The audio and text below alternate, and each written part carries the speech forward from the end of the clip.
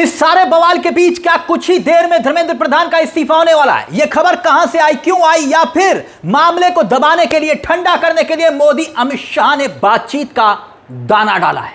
खबर हैरान करने वाली है। अमित शाह ने धर्मेंद्र प्रधान को तलब कर लिया है। कुछ निर्देश दिए गए हैं धर्मेंद्र प्रधान को, अंदर की खबर आ रही है। लेकिन क्या, देखिए सड़कों पर आलम है, ये आंसू गैस के गोले, हर तरफ अफरा तफरी का माहौल। जैसे देश के किसानों के बाद अब मोदी सरकार की बंदूकों के निशाने पर देश के छात्र और युवा दिखाई दे रहे हैं। देखिए बंदूकों को निशाने पर यह शॉट, देखिए ये खबर आपके सामने। और ये पहली बार देश की संसद को देश के बच्चों ने, छात्रों ने चारों तरफ से घेर लिया और ये बच्चे संसद के अंदर घुसने की कोशिश कर रहे थे, इसीलिए आंसू गैस के गोले दागे गए। यह कहा जा रहा है, यानी लाठी चार्ज के बाद, बर्बर लाठी चार्ज के बाद अब आंसू गैस के गोले निहत्थे बच्चों और छात्रों के ऊपर लगातार दागे जा रहे थे। और अब इस वीडियो में आप देख सकते हैं कि सामने जहां पर आपको अशोक की लाट दिखाई दे रही है, यही संसद भवन है। और जिस वक्त मोदी अमित शाह अपनी पूरी कैबिनेट के साथ संसद में थे, उसी वक्त संसद के गेट को बंद किया जा रहा था। देखिए बंद किया जा रहा था। प्रियंका गांधी बकायदा सामने आ गई है और उन्होंने भी एक बड़ी मांग कर डाली है मोदी सरकार से। मोदी अमित शाह की मीटिंग हुई, यह खबर आ रही है, और ठीक उस मीटिंग के बाद अमित शाह ने धर्मेंद्र प्रधान को अपने चैम्बर में तलब कर लिया है। यानी सड़कों पर देखिए, ठीक सड़कों पर क्या आलम था। अब सुनिए, जब आंसू गैस के गोले दागे गए तब क्या आलम था। आप बीती सुनिएगा उन छात्रों की जो युवा सड़कों पर थे। सुनिए जरा। भाई बहुत ज्यादा चुभ रहा है आंखों में, इस तरीके से भगाया जा रहा है मानो ये कोई आतंकवादी हो, दहशतगर्द हो। मीडिया के सारा आप हुजूम देखिए छात्रों का, ऐसी स्थिति बना दी गई है मानो हम डेमोक्रेटिक कंट्री में ना रहते हो, किसी तानाशाह कंट्री में रहते हो। आंखों में भयंकर जलन हो रही है। अगर ज्यादा छोड़ दिया तो कई बच्चों को सांस लेने में दिक्कत भी आ सकती है। किसान आंदोलन में ऐसा हो चुका है। धिक्कार सरकार। अब यहाँ पे देखो, सांस लेने दिक्कत हो जाएगी, पीछे हटना पड़ेगा।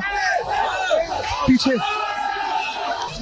ये देखिए आंसू गैस का गोला, यहाँ पे हड़बड़ी मची हुई है। छात्र जो है सांस नहीं ले पा रहे हैं, भाग रहे, सबके देखिए मुंह पे मास्क, ये देखिए आंखों में आंसू आ रहे हैं।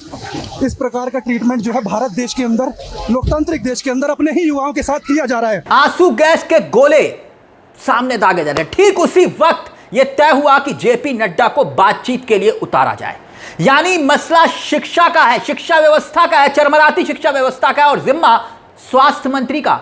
मगर एक तस्वीर और देखिए, संसद के अंदर जहां मोदी की सारी कैबिनेट बैठी हुई थी, घबराहट का आलम देखिए। सिक्योरिटी गार्ड्स आपको दिखाई दे रहे होंगे, सिक्योरिटी गार्ड्स, कमांडो दिखाई दे रहे होंगे काली वर्दी में, और दौड़ लगा रहे कमांडो। देखिए संसद का गेट बंद करने के लिए, गेट को तुरंत बंद करने के लिए, लोहे का गेट है इसलिए तुरंत उसे बंद करने के लिए कमांडोज को खड़ा किया गया, और सामने आपको दिखाई दे रहा होगा रैपिड एक्शन फोर्स को तैनात कर दिया गया कि कोई बच्चा इन लोहे के गेट को लांघ कर अंदर ना आ जाए।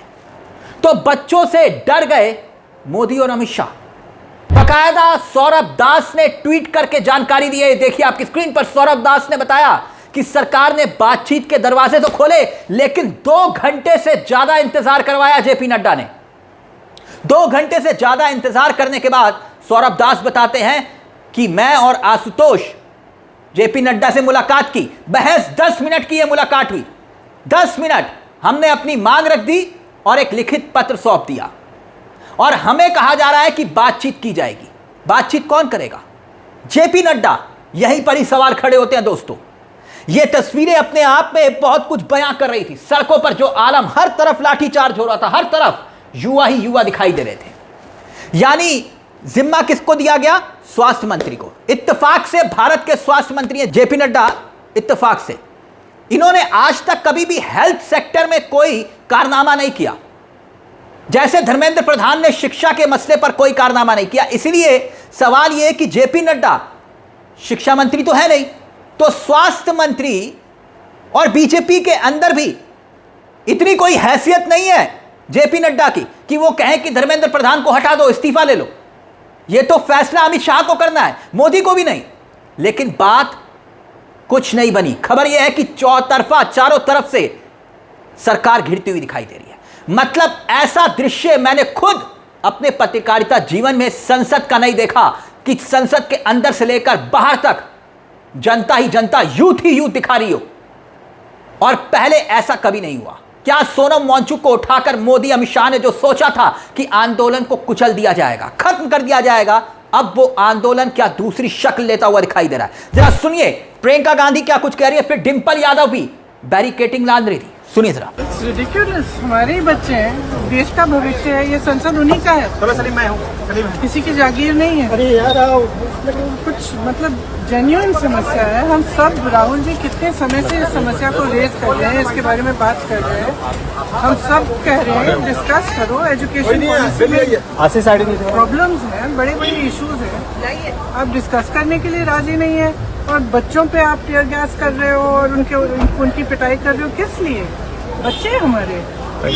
Thank you ma'am. Dharmendra Pradhan शिक्षा मंत्री, और ऐसे में उनकी मुलाकात होती है चैम्बर में अमित शाह से। अंदर की खबर यह है कि अमित शाह ने सीधे तौर पर कह दिया है कि आप किसी को इंटरव्यू नहीं देंगे, कुछ नहीं बोलेंगे, कुछ नहीं कहेंगे जब तक मामला ठंडा ना हो जाए।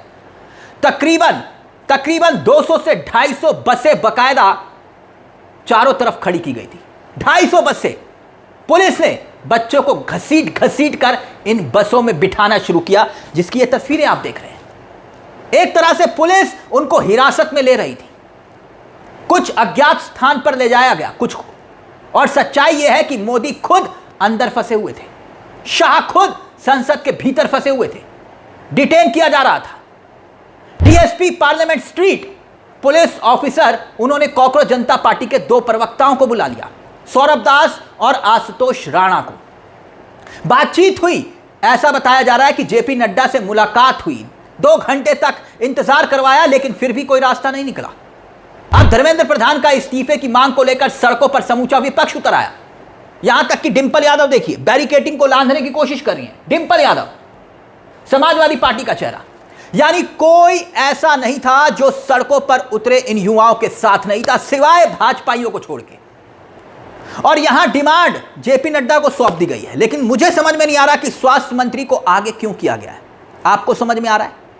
जाहिर तौर पर अगर नरेंद्र मोदी कोई सख्त एक्शन नहीं लेते, अमित शाह कोई सख्त कदम नहीं उठाते, धर्मेंद्र प्रधान पर कोई कदम नहीं उठाया जाता, तो क्या आगे आगे ये चिंगारी अब और ज्वालामुखी का रूप लेने वाली है। हमें याद रखना चाहिए कि मोदी और अमित शाह के पास पार्लियामेंट्री, आर्मी, पुलिस सब मिलाकर, पैरामिलिट्री, आर्मी और पुलिस सब मिलाकर 60 से 70 लाख, इससे ज्यादा तो नहीं। लेकिन बच्चे जो हैं, हमारे युवा जो हैं, वो 60 करोड़ की आबादी है, 60 करोड़ की। यह बहुत बड़ी बात है। मोदी जी को सख्त एक्शन क्या अब धर्मेंद्र प्रधान पर लेना ही पड़ेगा, कोई रास्ता दिखाई नहीं दे रहा। और यह पहली बार हो रहा है कि संसद के भीतर और बाहर इस तरह से मोदी सरकार 12 सालों में, अमृतकाल में पहली बार घिरी हो, पहली बार। ऐसा नहीं हो सकता कि यह विपक्ष के भड़कावे से इतनी भीड़ आई हो, इतने युवा सड़कों पर उतर आए हो। यह तो पहली बार हो रहा था। भले ही संसद के भीतर अंदर खुद मोदी जी मुस्कुरा रहे थे, लेकिन बाहर युवाओं पर इस तरह से लाठी चार्ज हो रहा था, आंसू गैस के गोले दागे जा रहे थे। तो क्या धर्मेंद्र प्रधान का इस्तीफा अब मोदी जी लेंगे? क्योंकि 12 सालों में नैतिकता के आधार पर किसी मंत्री का इस्तीफा मोदी जी ने, अमित शाह ने नहीं लिया। तो क्या सबसे पहला इस्तीफा नैतिकता के आधार पर धर्मेंद्र प्रधान का होगा, या फिर अभी भी नैतिकता को खूंटे पर टांग देंगे मोदी जी? इस पूरे मामले को लेकर आपकी क्या राय है? आपको क्या लगता है कि आखिरकार ये हालात, ये तस्वीरें, ये तस्दीक क्या करती हैं? क्या वाकई में इसमें कोई संकेत और संदेश छिपा, और क्या वाकई में धर्मेंद्र प्रधान का इस्तीफा होने वाला है? अपनी राय कमेंट बॉक्स में जरूर दीजिएगा। मुझे तिलक चावला को दीजिए, बेल आइकॉन दबा लीजिएगा। मंच आप ही का है, जहां कलम गुलाम नहीं। नमस्कार, जय हिंद, जय भारत।